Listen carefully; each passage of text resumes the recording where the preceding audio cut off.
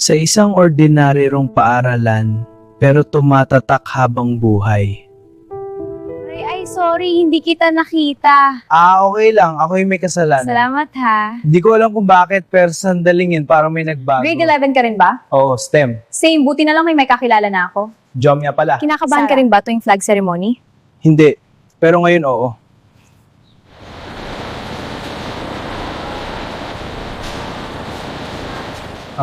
Pwede ba akong umupo? Oo naman, maupo ka. Yan lang kinakain mo, parang Sanay na ako. Ikaw? Favorite ko talaga kumain dito kahit maingay. Masarap pala pag may kasabay. Ay, pare, dito ka pala. Hello. Hi! O Jomel, anong ginawa niyong dalawa? Alam kung Wala kailan lang. nagsimula. Pero tuwing nakikita kita, parang humihinto ang mundo. Jomel, salamat ha. Kung hindi mo inayos yung slides, lagot ako. Ayos lang, sanay na akong Okay ka lang ba? Pag ikaw kausap ko, Pare, mahal mo na si Sarah, no? Hindi ko planong umamin. Mas masakit yung di mo sinubukan. Lara, gusto ko siya. Pero di pwede. Dahil sa takot o dahil sa dahilan? Dahil alam kong masasaktan siya at ako rin. Sarah, matagal na kitang gusto. Gusto kitang ba ako ni Mamamahal. di pwede. Di lahat ng pagmamahal nagtatapos sa pagiging magkasama. At minsan, sapat na ang alaala.